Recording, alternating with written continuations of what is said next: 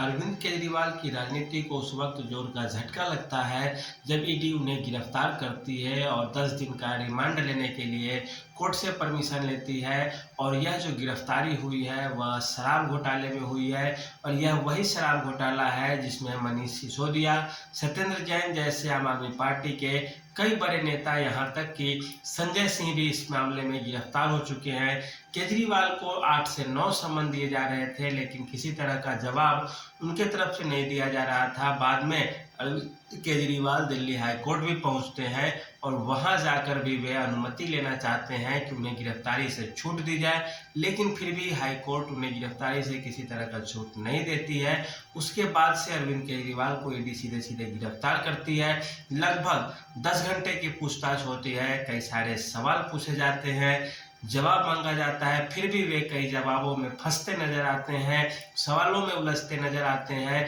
और इसके बाद ईडी को सीधे सीधे शक हो जाता है कि सचमुच में अरविंद केजरीवाल की भी इसमें संलिप्तता है। अब हम समझते हैं सबसे पहले शराब घोटाले में क्या हुआ था, कैसे हुआ था, आखिर कौन इसके लिए जिम्मेदार था। अरविंद केजरीवाल ने जो नई शराब नीति लेकर आए थे उसमें आप देखेंगे तो सीधे सीधे निजी वेंडरों को, निजी दुकानदारों को फायदा पहुंचाने का भरसक कोशिश किया गया था। उसमें जो सरकारी दुकानें थी उन्हें सीधे सीधे लाइसेंस से वंचित कर दिया गया था और पूरे के पूरे ठेके निजी क्षेत्र को दे दिए गए थे। और उसके बाद जो आमदनी हुई थी, जो आमदनी के स्रोत थे, वे सीधे सीधे जो निजी दुकानदार थे वे अपनी जेब में रखते थे और उसका कितना अंश राज्य सरकार को देते थे यह तो अभी भी छुपी हुई बात है, लेकिन यह जरूर है कि उसका एक मोटा रकम सीधे सीधे आम आदमी पार्टी के खाते में कमीशन के रूप में दी जाती थी उस जमाने में। और इसी को आधार बना करके जो सरकारें थी वह काम कर रही थी।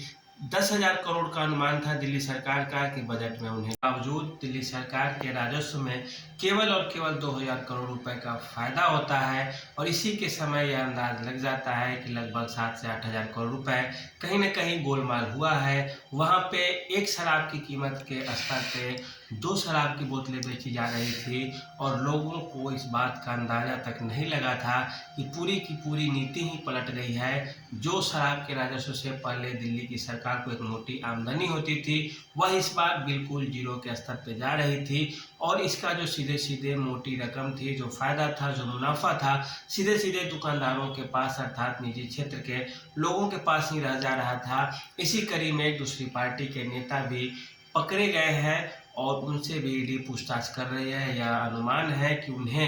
उन्होंने 100 करोड़ रुपए की रकम आम आदमी पार्टी को सीधे सीधे डायरेक्ट चैनल के थ्रू नहीं बल्कि इनडायरेक्ट चैनल के रूप में दी थी। अब यहाँ बात एक चीज फंस जाता है, मामला एक और फंस रहा है कि यदि आम आदमी पार्टी इतनी ही ईमानदार है या अरविंद केजरीवाल इतने ही ईमानदार है तो वे अब तक इस बात का जवाब क्यों नहीं देते कि जब इतने बड़े राजस्व का नुकसान हुआ था वैसी स्थिति में वे जनता से आके क्यों नहीं बोले, खुद के स्तर पे जांच क्यों नहीं कराए या न्यायालय की शरण में क्यों नहीं गए, क्यों विपक्षी पार्टियां ही आवाज बुलंद करके इस मामले को हवा दी और आज ऐसी स्थिति आ गई है कि एक मुख्यमंत्री तक को गिरफ्तार करना पड़ा। इस तरह की घटनाओं पे आप पीछे भी गौर करें तो आप देखेंगे कि बिहार में भी इस तरह के मामले फंसे थे जब चारा घोटाला फॉर्डर स्कैम हुआ था और उस समय मुख्यमंत्री लालू यादव थे। राबड़ी देवी को आनंद फानन में रातों रात मुख्यमंत्री बना तो दिया गया, लेकिन इसके बावजूद उनकी सत्ता चली गई आने वाले समय में। और एक बार जब सत्ता चली गई फिर उसके बाद कभी सत्ता